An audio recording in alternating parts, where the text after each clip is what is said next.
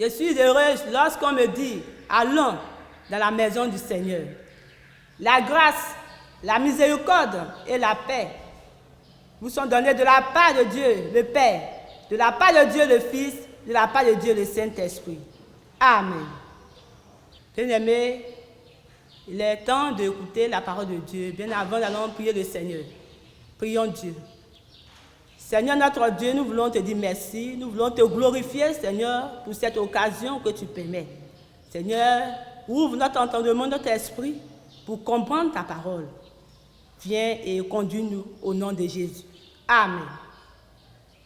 Notre unique texte de ce jour se trouve dans Matthieu 24, verset 1 à 14. Comme Jésus s'en allait au sortir du temple, ses disciples s'approchaient de lui et en firent remarquer les concessions. Mais il leur dit, « Voyez-vous tout cela? Je vous le dis en vérité. Il ne restera pas ici, pierre sur pierre, qui ne soit renversé. » Il s'assit sur la montagne des Oliviers et les disciples vinrent en particulier lui faire cette question. « Dis-nous, quand cela arrivera-t-il? En quel sera le signe de ton avènement et de la fin du monde? » Jésus leur répondit, « Prenez garde que personne ne vous séduise, car plusieurs viendront sous mon nom, disant, « C'est moi qui suis le Christ », et ils séduiront beaucoup de gens. Vous entendrez parler de guerre et de bruit de guerre. Gardez-vous d'être troublés, car il faut que ces choses arrivent, mais ce ne sera pas encore la fin.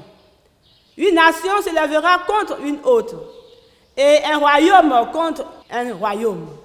Et il y aura en divers lieux des famines et des tremblements de terre.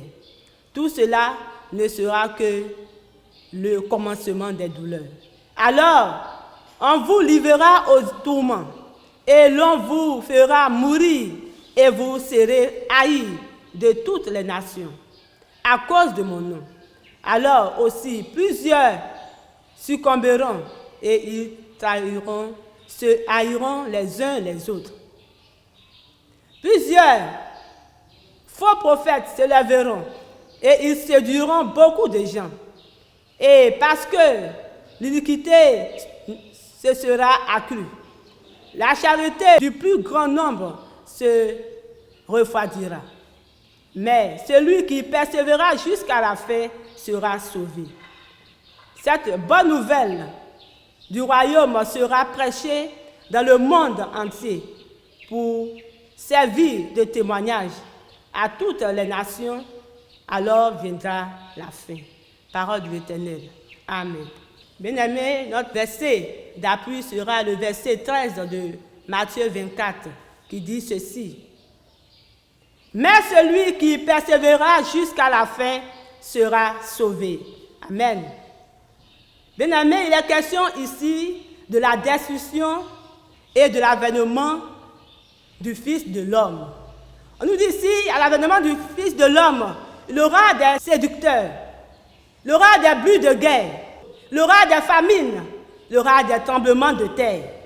On peut dire que nous sommes dans ce moment, puisque nous entendons dans les radios, à la télévision, qu'il y a des lieux, il y a des nations où il y a des tremblements de terre, les gens meurent, oui, de ces atrocités. On peut dire que nous sommes dans ce moment.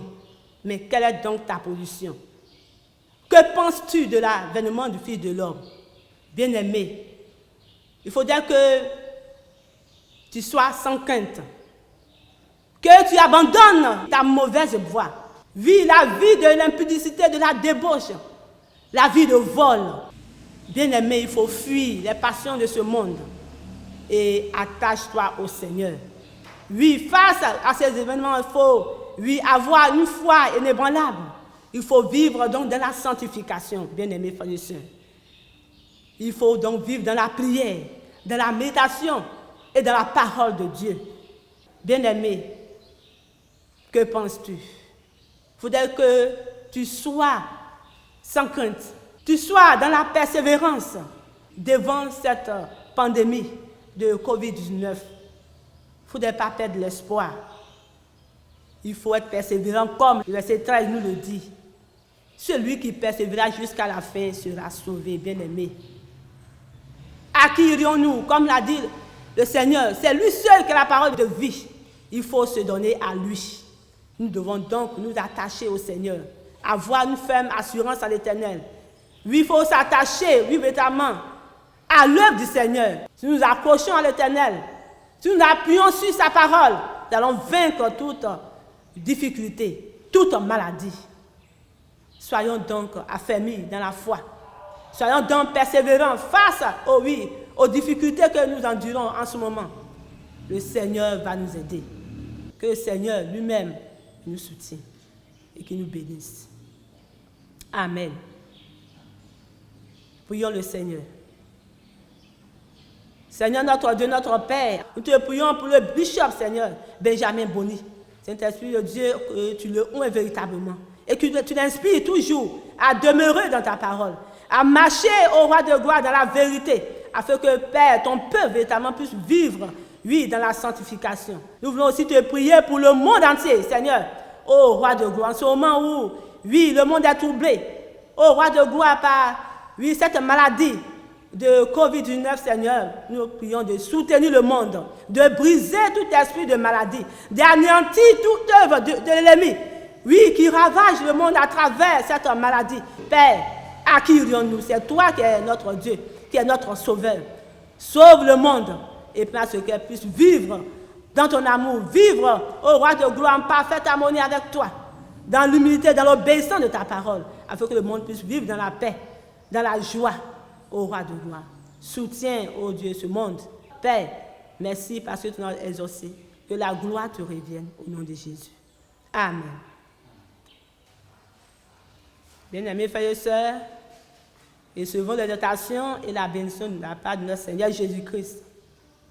Mais celui